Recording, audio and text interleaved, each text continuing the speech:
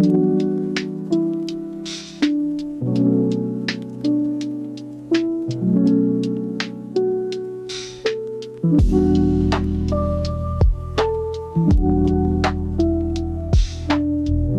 kali ini gue akan membagikan skema box NTX 6BP115 yang terinspirasi dari skema box bandpass yang umum digunakan.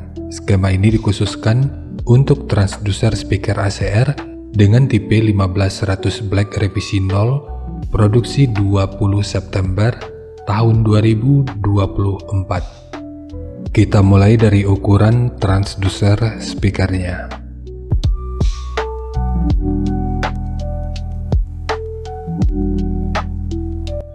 Jadi di sini tampilannya agak buram dan sedikit kemerahan karena lembar spesifikasi ACR akhir-akhir ini udah full color, sehingga gua agak kesulitan juga dalam mengaplikasikannya ke dalam wadah presentasi. Tapi ya nggak apa-apa, semoga aja ini masih bisa terlihat dengan jelas.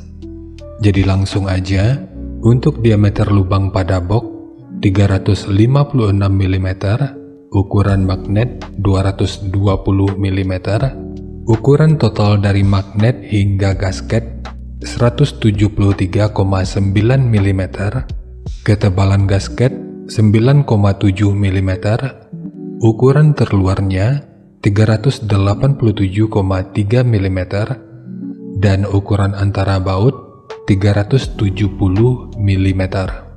Dan mungkin masih ada istilah yang salah dari cara penyebutannya, dan di waktu berikutnya akan terus gua coba untuk perbaiki. Sekarang kita beralih ke spesifikasi teknis dan TS parameternya.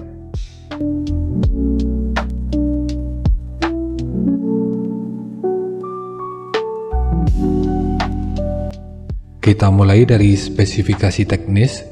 Untuk nominal diameter, ini ukurannya 381 mm atau 15 inci.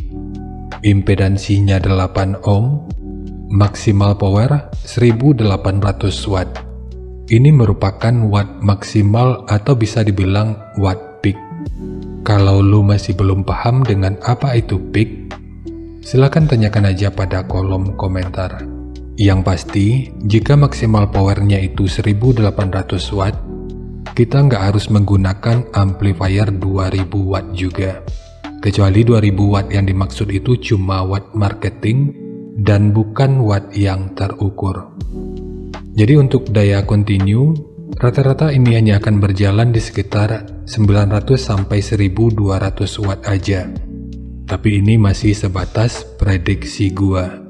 Kemudian untuk rentang frekuensinya, ini mulai dari 40 sampai 3200 Hz. Untuk sensitivitas pada 2,83 volt per 1 meter, ini 96 dB. Dan gua perhatikan ada juga channel lain yang merekomendasikan agar memilih sensitivitas dengan dB yang tinggi untuk mendapatkan output suara yang lebih keras. Jadi patokan yang mereka ambil ada pada poin sensitivitas ini. Padahal poin ini tentu bisa keliru. Meskipun secara teori ini benar, tapi output akhir dari desibelnya bisa aja berbeda. Jadi jangan heran jika sensitivitas speaker itu cuma mampu di 96 dB, output akhirnya bisa aja sama keras dengan speaker yang menggunakan sensitivitas 100 dB. Dan seharusnya pemahaman seperti ini sebaiknya nggak dijadikan patokan utama. Tapi semua itu tentu balik ke masing-masing kita lagi. Dan untuk poin ini, ya nanti kita lihat aja pada rincian semuanya. Kemudian untuk ukuran voice coil, ini ukurannya 99,2 mm atau 3,9 inci. Dan untuk spesifikasi lanjutan bisa dilihat sendiri. Sekarang kita beralih ke spesifikasi utama yaitu TS parameternya.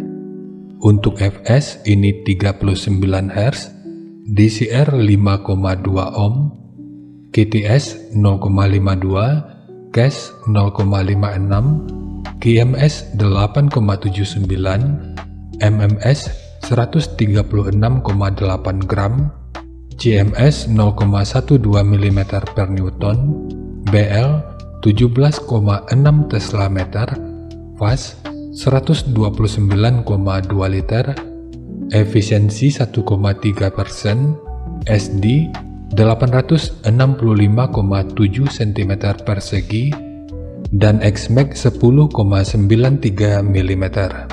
Dan untuk Xmax yang tinggi, meskipun ini poinnya sangat bagus karena ini merupakan sebuah speaker subwoofer, tapi belum tentu poin ini jadi poin penentu utama pada output akhirnya. Dan untuk jenis box speaker, ini bisa digunakan untuk box dengan dan tanpa lubang angin. Karena untuk EBP-nya, ini sekitar 69,6. Cara mengetahui EBP ini juga udah pernah dibahas pada video yang akan gue selipin pada pojok kanan atas video ini, atau nanti bisa juga dicek pada kolom deskripsi. Sekarang kita masuk aja ke rincian semuanya.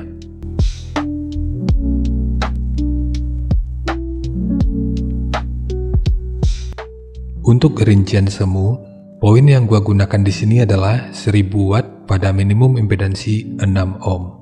Lalu rekomendasi titik potong bawahnya ini di 50 Hz dan atasnya di 100 Hz. Tapi ini sifatnya tentu nggak mengikat, jadi nanti bisa dicoba aja sesuai karakter yang diinginkan. Dan untuk slope, nanti juga boleh menyesuaikan. Kemudian untuk puncak SPL-nya, ini diperkirakan mencapai sekitar 130 desibel. Semua ini merupakan rincian semu, jadi bisa lebih baik atau bisa aja lebih buruk dari yang diperkirakan. Karena untuk efisiensi akhirnya itu juga akan dipengaruhi oleh beberapa faktor, apakah itu kerapian dan kepresisian dari pembuatan box, kualitas bahan, hingga equipment yang digunakan. Sebelum melanjutkan, harap baca deskripsi video karena ada beberapa informasi tambahan terkait bahasan yang ada pada video ini.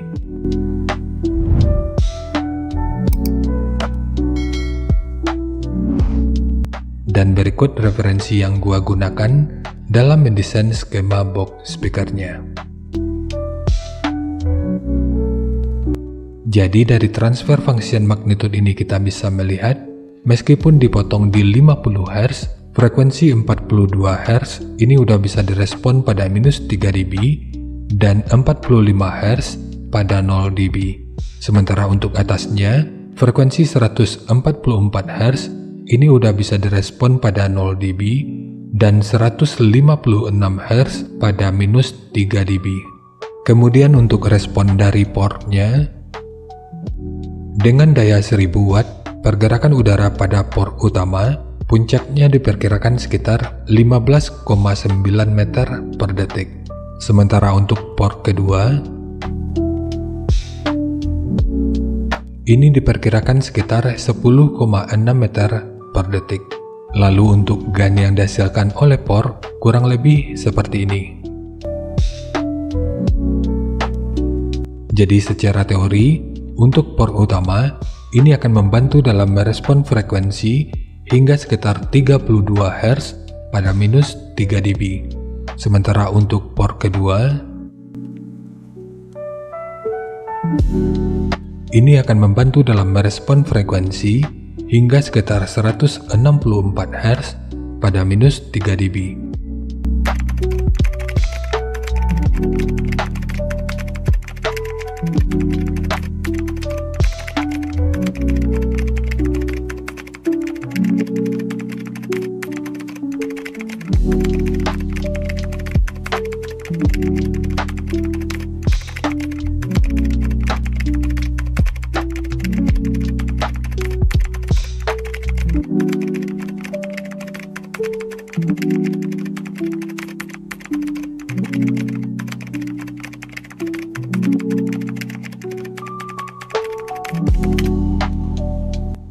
Sekarang langsung kita bahas aja skemanya.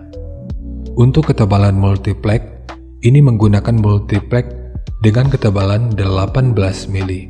Kita mulai dari tinggi, jadi tinggi box ini adalah 840 mili. Panjang ke belakang 800 mili, kemudian lebarnya 540 mili. Yang perlu diingat, Ketiga poin ini merupakan ukuran terluarnya.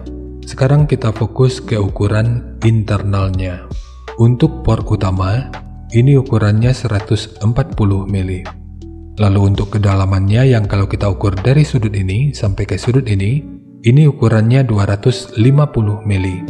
Sementara untuk port kedua, ukurannya juga 140 mili. Dengan kedalaman yang kalau kita ukur dari sudut ini sampai ke sudut ini ukurannya 210 mili. Kemudian ukuran dari sudut ini sampai ke sudut ini ukurannya 194 mili. Ukuran dari sudut ini sampai ke sudut ini ukurannya 574 mili. Untuk triplek dari dudukan speaker ini menggunakan dua lapis, satu sebagai dudukan utama dari transdusernya, dan satu lagi sebagai penguat dari dinding dalamnya. Kemudian untuk dinding belakang, ini juga menggunakan dua lapis yang bertujuan untuk memastikan box benar-benar kokoh, sehingga potensi box bergetar yang biasanya akan membuat suara mundur ke belakang, ini tentu bisa diminimalkan. Kemudian untuk tekukan ini yang kalau kita ukur dari sudut ini sampai ke sudut ini ukurannya 203 mili. Dan tekukan ini 85 mili. Untuk dinding depannya ini juga menggunakan dua lapis. Satu sebagai frame utama dan satu lagi sebagai penutup dari dinding depannya. Selain bertujuan untuk memperkuat, di sisi lain karena pemasangan speakernya nanti dari bagian depan ini. Dan untuk bukaannya nanti disesuaikan aja. Rekomendasi gua untuk bukaan di sini bisa dibuat dari sekitaran ini sampai di sini aja. Sementara untuk dinding depannya ini tetap dibikin full untuk mendapatkan efek simetris yang lebih baik.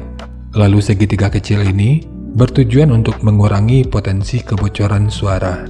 Dan untuk handle, jika lu ingin menggunakan handle triplek seperti ini, akan lebih baik jika sudut luar dan dalamnya dibentuk seperti ini. Ini bertujuan untuk menjaga aerodinamikanya. Dan posisi handle di sini sengaja dipilih untuk meredam getaran yang mungkin aja dihasilkan oleh ruang resonansi utamanya. Tapi nanti boleh lu custom aja sesuai kebutuhannya.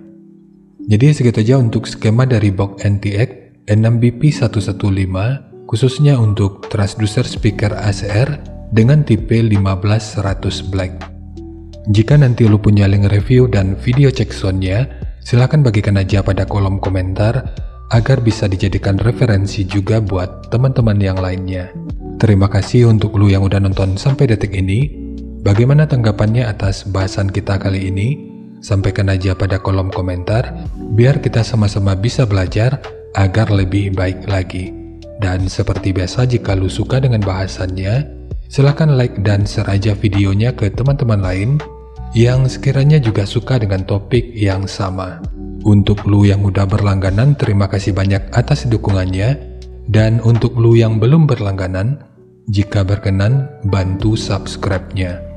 Dan jangan lupa untuk baca kolom deskripsi dan kunjungi juga tab komunitas untuk mendapatkan informasi dan update terbaru. Jadi ya segitu aja, dan kita ketemu lagi pada video yang lainnya.